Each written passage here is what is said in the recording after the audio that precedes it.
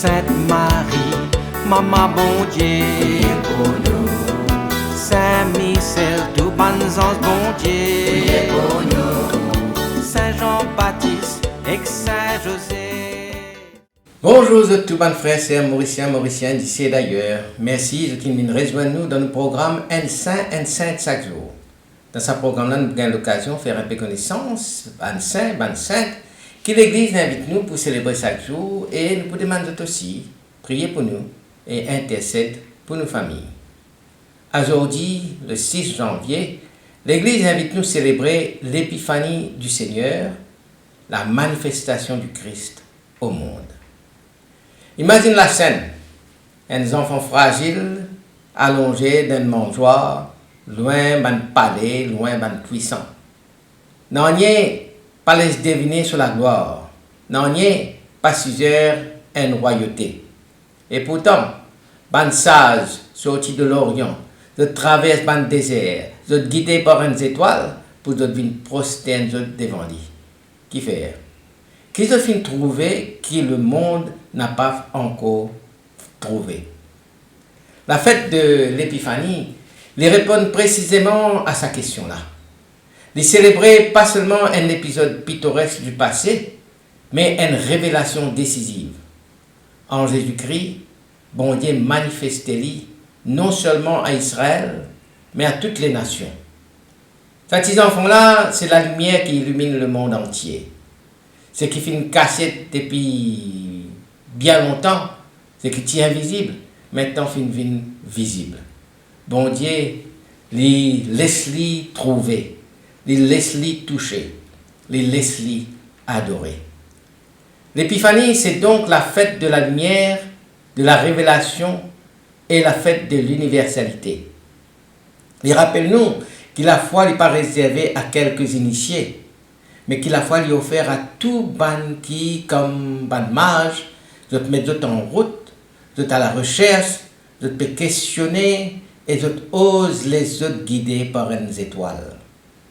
La fête de l'épiphanie invite-nous pour reconnaître la présence bon Dieu là que nous pas attendre, de la fragilité, de la simplicité, de un signe discret qui jalonne nous la vie. Aujourd'hui encore, sa fête-là concerne nous tout intimement. Il pose-nous une question brûlante. Et nous, qui nous peut trouver dans ces enfants-là? Une simple histoire ou la lumière de chaque jour, la lumière qui change tout.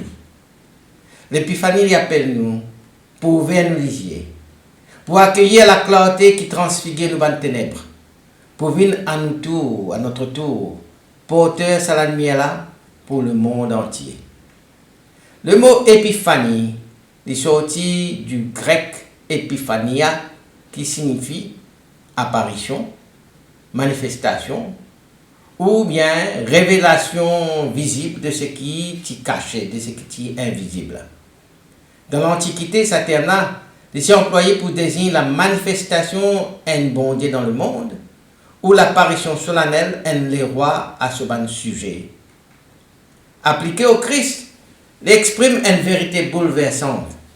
Bon Dieu les fait visible et rendu visible dans l'histoire de l'humanité. C'est plus qu'il y a une divinité lointaine, mais c'est un bon Dieu qui fait les proche, qui prend la chair et qui laisse les contempler dans la fragilité d'un enfant. L'épiphanie, c'est donc la fête de la visibilité de Dieu, une lumière qui perce les ténèbres et qui révèle sur l'amour universel. L'épiphanie, c'est une des plus anciennes célébrations chrétiennes, attestée depuis le IIIe siècle, surtout dans les églises d'Orient. À ses débuts, c'était limité pas seulement à la visite des mages, mais il englobe plusieurs moments clés contre la gloire de Dieu qui manifestait. Il englobe par exemple la naissance de Jésus, lumière dans la nuit de Bethléem, la visite des mages, signe que les nations païennes sont aussi appelées au salut, le baptême de Jésus dans le Jourdain, que de la voix du Père proclame « Celui-ci est mon Fils bien-aimé ». Et parfois, même dans le premier miracle de Jésus à Cana, que de l'eau divin qui annonce la joie des noces éternelles. Et progressivement, la tradition finit différencier entre l'Occident, l'action finit mettre la visite des mages, par exemple dans Saint Matthieu, chapitre 2, versets 11 à 12, raconte-nous, symbole de l'université du salut. Et en Orient, la fête conserve une forte insistance sur le baptême du Christ, appelé théophanie, parce qu'il bon Dieu finit révélé comme Père, Fils et Esprit pendant le baptême du Christ. Ainsi, l'épiphanie est bien plus qu'une simple fête des rois. Il y a une proclamation qui bon Dieu lui manifestait à tous les peuples.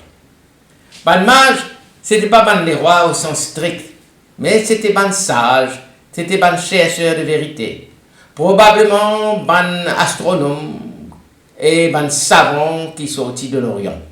Votre présence est hautement symbolique.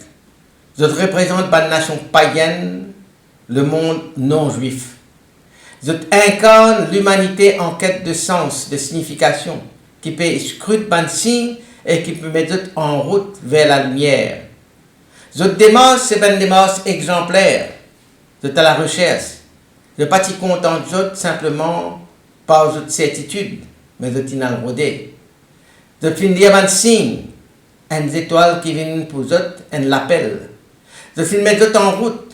La foi, c'est un chemin, parfois long et exigeant.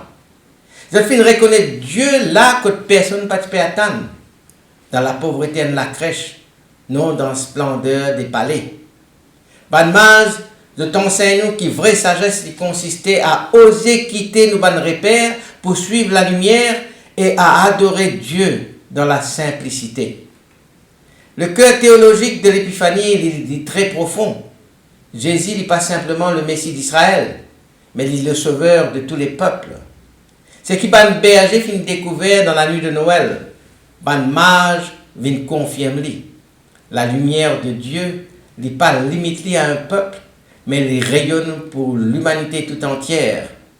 Le prophète Isaïe a annoncé ça dans Isaïe chapitre 60, verset 3, de dire « Les nations marcheront vers ta lumière ».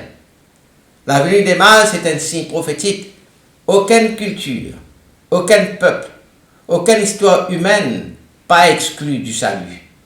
L'épiphanie proclame l'universalité de la grâce, c'est-à-dire Dieu lui révèle à ban qui peut rodli, même de loin, même autrement.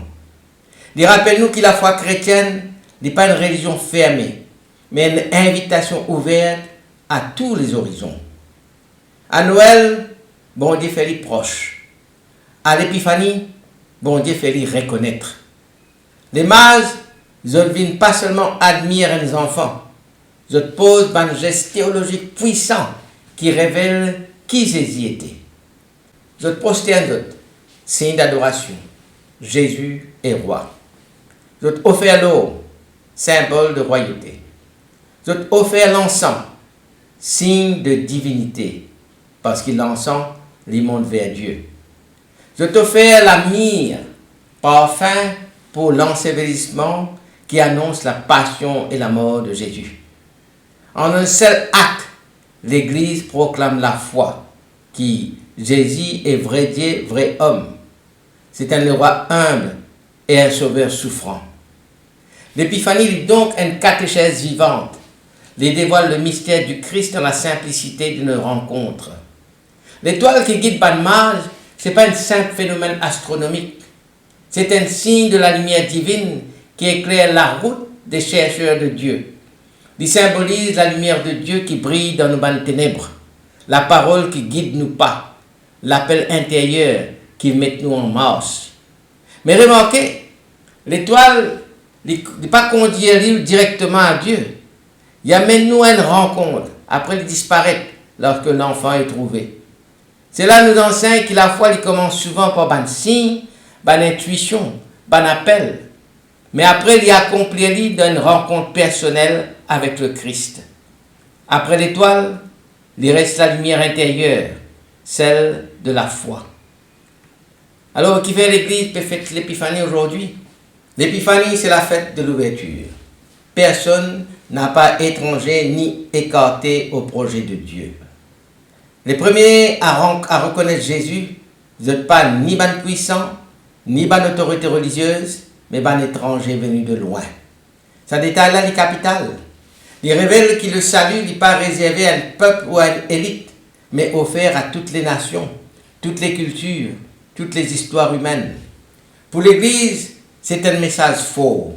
Il n'est pas un club fermé. L'Église est envoyée vers le monde entier. L'Église est bien un signe d'accueil et d'universalité.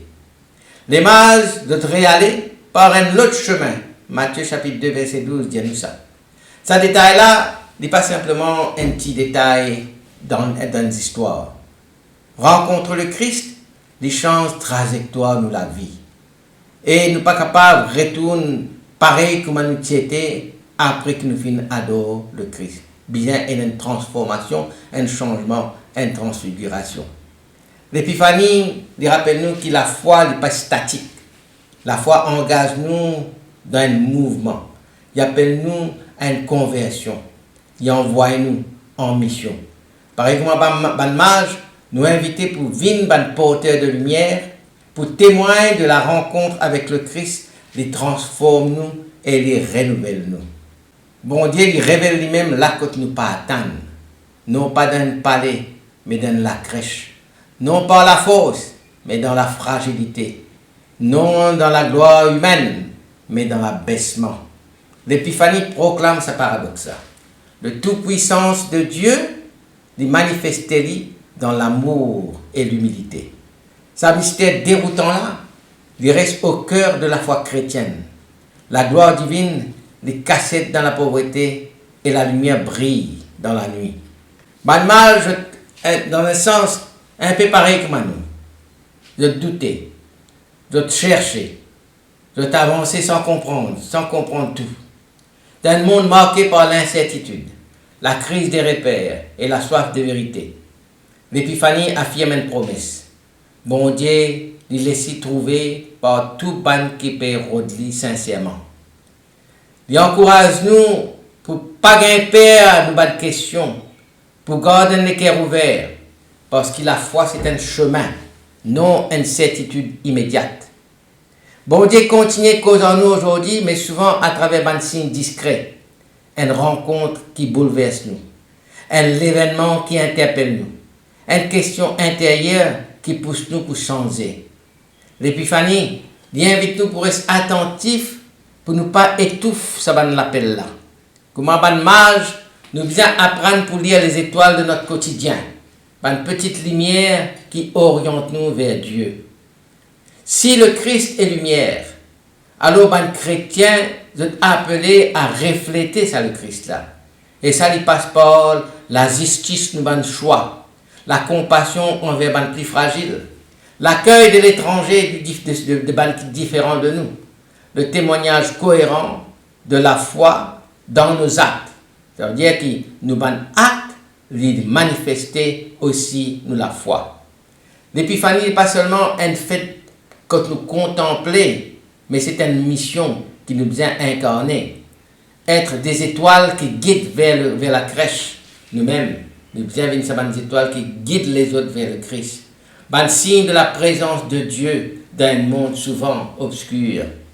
L'épiphanie rappelle-nous que Dieu les révèle à tout le monde. La foi est un chemin.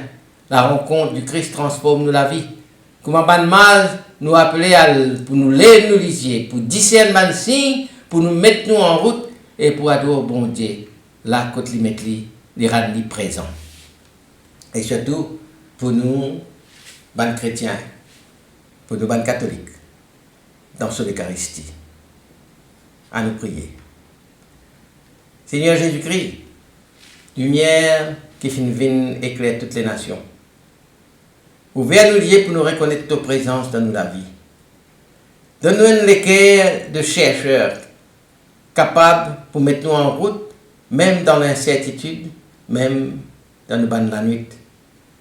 Apprends-nous pour adorer toi avec l'humilité, pour faire toi ce qui nous était, et pour nous ressortir, nous râler, transformer par nos rencontres avec toi.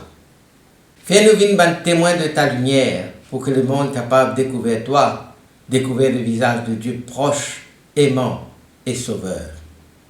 Amen. Qui bon Dieu bénisse autres et tout le ban proche. Qui soit l'esprit avec toujours dans autres. Qui les protège autres toujours et partout. Au nom du Père et du Fils et du Saint-Esprit. Amen. Et à demain. Saint-André et Saint-Matthieu, priez pour nous. Saint-Jean, Saint-Marc et Saint-Luc, priez pour nous, priez pour nous, priez pour nous. Sainte-Marie-Madeleine et Saint-Étienne, priez pour nous. Saint-Ignace et Saint-Laurent,